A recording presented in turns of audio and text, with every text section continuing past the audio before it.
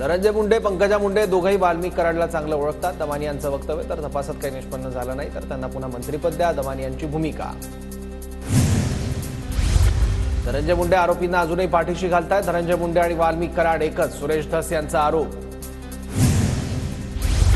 पंकजा मुंडेंनी आम्हाला video call केला होता, मात्र मंत्रिमंडळात असणाऱ्या बीड जिल्ह्यातील लोकप्रतिनिधींना सभागृहात काही मांडलं नाही. संतोष देशमुख यांचे भाऊ धनंजय देशमुख यांच्याकडून नाराजी व्यक्त.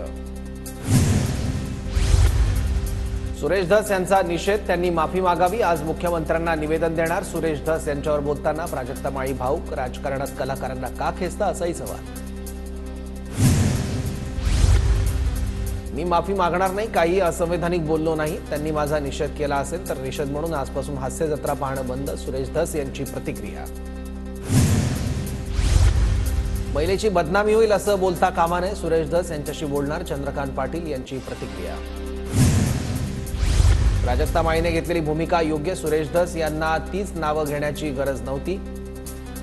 अंजली दमानी यांची प्रतिक्रिया. गौतमी पाटीलकडून प्राजक्ता माळीच्या भूमिकेचं समर्थन, कलाकारांचं नाव कोणासोबत जोडू नका, गौतमी पाटीलचं व्यावहारिक आवाहन. न्याय मिळेपर्यंत बीड जिल्हाधिकारी कार्यालयाबाहेर दररोज आंदोलन करणार. सकाळी 10 वाजल्यापासून संध्याकाळी 6 पर्यंत अंजली दमानी यांकडून आंदोलनाचा इशारा. वाल्मिक कराड आणि धनंजय मुंडेंविरोधात पुरावे गोळा करणार तर मुंडेंसारखा माणूस मंत्रिमंडळात राहणं योग्य नाही. अंजली दमानी यांचा बीड प्रकरणावरून हल्लाबोल. बीड हत्या प्रकरणात फरार आरोपींची संपत्ती जप्त करण्याचे मुख्यमंत्री फडणवीसांचे आदेश. फडणवीसांचे सीआयडीचे अतिरिक्त महासंचालक बुर्डे यांना आदेश. बंदूकसोबत ज्यांचे फोटो आहेत त्या सर्वांचे परवाने रद्द करा. मुख्यमंत्री फडणवीसांचे बीड पोलीस अधीक्षकांना आदेश. संघटित गुन्हेगारीला आळा घालण्यासाठी आरोपींना फाशी द्या. संतोष देशमुखांचे भाऊ धनंजय देशमुख यांची मागणी तर मालमत्ता जप्त करणं ही एक कायद्यातील तरतूद. सुरेश धस यांचं वक्तव्य. परळीत हवेत गोळीबार करून व्हिडिओ व्हायरल करणाऱ्यांवर गुन्हा दाखल. ग्रामीण पोलीस ठाण्यात आणखी 3 जणांवर गुन्हा दाखल. माणिकफळ, बाळू सोनवणेवर गुन्हा दाखल. अनंत प्रतिष्ठानच्या रुग्णालयाला मुंडेंनी त्रास दिला नाही. धनंजय मुंडेंनी आमच्या ट्रस्टच्या रुग्णालयासाठी नेहमी मदत केली. सुरेश धसांनी केलेले आरोप शिरसाळा इथल्या लोढा परिवारानं फेटाळले. अंजली दमानी यांना बीड पोलिसांच्या गुन्हे शाखेकडून पत्र. पोलिसांनी दमानी यांकडून पुरावे मागितले. बीड हत्या प्रकरणातील 3 आरोपींची हत्या झाल्याचा दमानी यांचा दावा. मी कालच मला आलेले व्हॉइस नोट पोलिसांना पाठवले. आणखी गरज पडल्यास मी सर्व पुरावे देणार. अंजली दमानिया यांची माहिती. मंत्रिमंडळात राहून धनुभावांनी फक्त डोळ्यांनी इशारा केल्यावर चौकशी संपते. आकाचा बाप कोण सर्व जनतेला माहिती. त्याला मंत्रिमंडळातून हाकला, जितेंद्र आव्हाडांचा निशाणा. रुपाली ठोंबरे पाटील यांचा जितेंद्र आव्हाडांवर गंभीर आरोप. रुपाली पाटलांनी जितेंद्र आव्हाडांचे व्हॉट्सअप चॅट दाखवले. उद्याचा मसाला रेडी ठेव, चॅटमध्ये उल्लेख. तर रुपाली पाटलांनी दाखवलेले स्क्रीनशॉट फेक. आव्हाडांकडून आरोपांचं खंडन. बीडच्या शिवाजीनगर पोलीस ठाण्यात रुपाली ठोंबरे पाटलांविरुद्ध गुन्हा दाखल. जितेंद्र आव्हाडांचे कथित व्हॉट्सअप चॅट दाखवल्यानं 4 जणांवर गुन्हा. मी दाखवलेलं व्हॉट्सअप चॅट जितेंद्र आव्हाडांचं स्क्रीनशॉट फेक असेल तर पोलीस तपासात समोर येईल. कोर्टानं दूध का दूध, पाणी का पाणी होईल. रुपाली पाटील आक्रमक. वाल्मिक कराड धनंजय मुंडे यांचा कार्यकर्ता तर वाल्मिक कराड खंडणीखोर. संजय गायकवाड यांची प्रतिक्रिया. बीड प्रकरणाचा गांभीर्यानं तपास सुरू. कोणालाही पाठीशी घालणार नाही. संशयित आरोपी यांच्या कुटुंबियांची चौकशी सुरू. शंभूराज देसाईंची प्रतिक्रिया.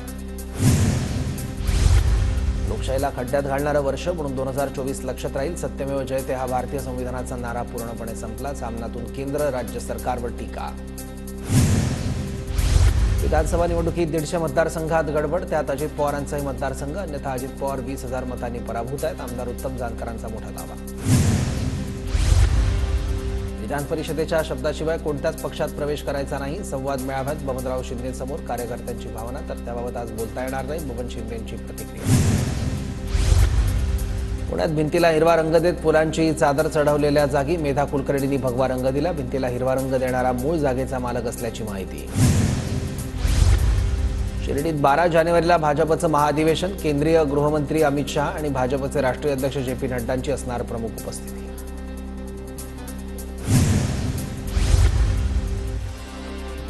या जिल्ह्याचा किंवा त्या जिल्ह्याचा पालकमंत्री असं काही नसतं. कुठल्याही जिल्ह्याचा पालकमंत्री असेल तरी जनतेची कामं करावी लागतात.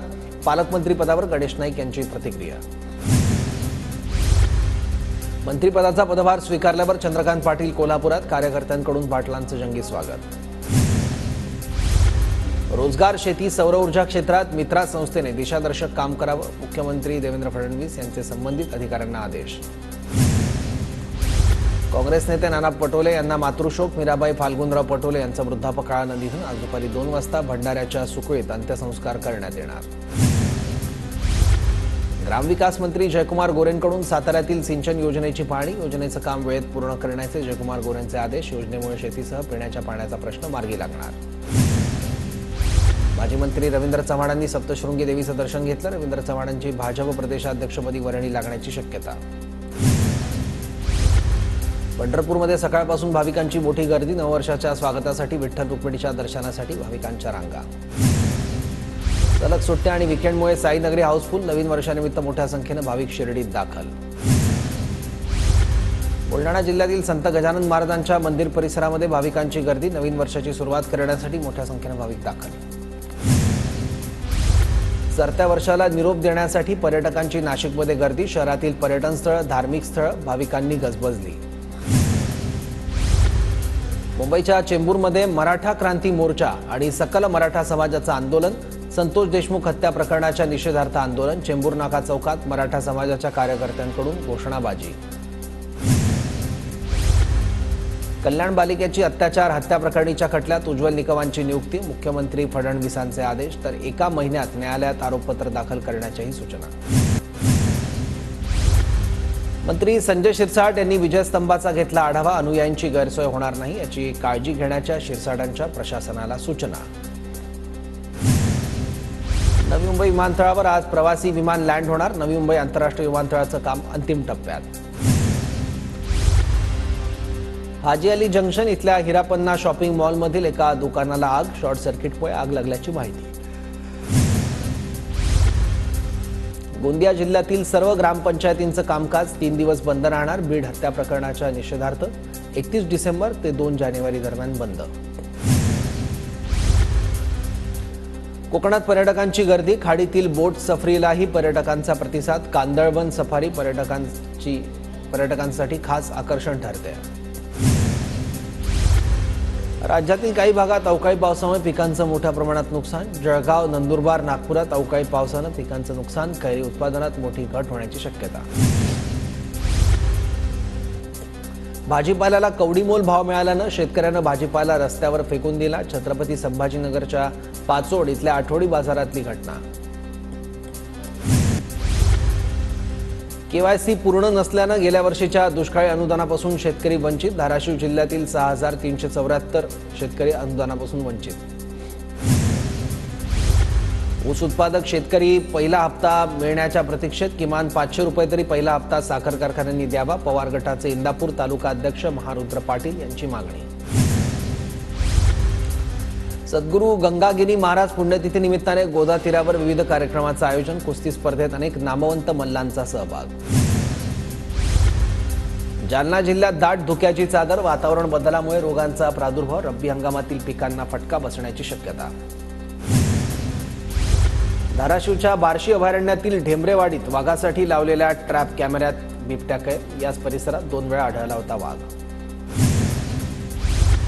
पुण्यातील सांडपाणी थेट नद्यांमध्ये. प्रदूषण नियंत्रण मंडळाचं महापालिकेवर कारवाई.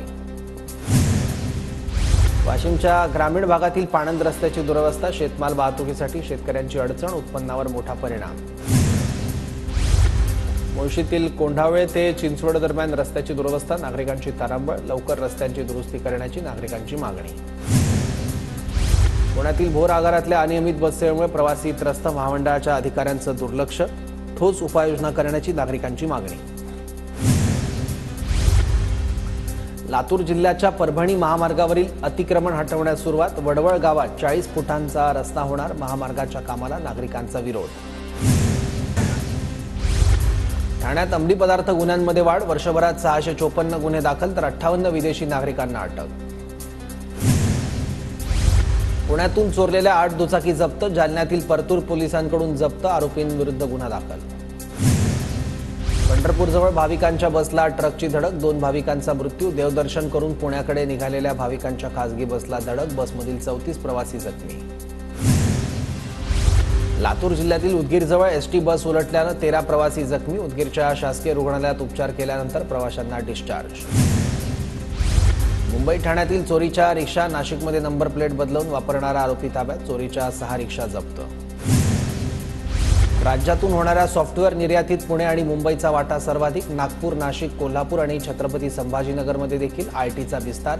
केंद्रीय माहिती तंत्रज्ञान मंत्री अश्विनी वैष्णवांची माहिती. अकोला पूर्णा रेल्वे मार्ग विद्युतीकरण पूर्ण. आजपासून महामार्गावर 8 एक्सप्रेस गाड्या धावणार. वाशिम मार्गे उत्तर दक्षिण रेल्वे प्रवास अधिक जलद आणि सुलभ होणार. सिडकोच्या 26,000 घरांच्या किमती सोमवारपर्यंत जाहीर होण्याची शक्यता. 2 दिवसात मालमत्ता कर न भरल्यास दंडात्मक कारवाई करणार. मुंबई महापालिकेचा मालमत्ता धारकांना इशारा. महापालिकेच्या 2024-25 या आर्थिक वर्षाचा मालमत्ता कर भरण्यासाठी केवळ 2 दिवस शिल्लक. 9 वर्षाच्या पार्श्वभूमीवर छत्रपती संभाजीनगरमधील पोलीस ॲक्शन मोडवर. मद्यप्राशन करून गाडी चालवणाऱ्या 70 जणांविरोधात गुन्हा दाखल. दादरचं छत्रपती शिवाजी महाराज पार्क धूळमुक्त होणार. धूळ प्रदूषण कमी करण्यासाठी मैदानावर रेती मिश्रित माती टाकण्यात येणार. मैदानाच्या सभोवतालच्या भागात पाईपनं पाणी मारण्याचे निर्देश. वारकऱ्यांचं श्रद्धास्थान असलेली इंद्रायणी नदी पुन्हा फेसाळली. गेल्या काही दिवसात नदीतील पाण्याच्या प्रदूषणात वाढ, मात्र प्रशासनाचं याकडे दुर्लक्ष. राज्यात हवामान बदलामुळे डेंग्यूच्या रुग्णांमध्ये किंचित वाढ, तर हिवतापाच्या रुग्णांमध्ये घट. हिवताप, डेंग्यूमुळे मृत्यू होण्याच्या प्रमाणात लक्षणीय घट. पुणे महापालिकेकडून शहरातील बांधकामांना सांडपाण्यावर प्रक्रिया केलेलं पाणी वापरणं बंधनकारक. पालिकेकडून सर्व टँकरला हिरवा रंग अनिवार्य.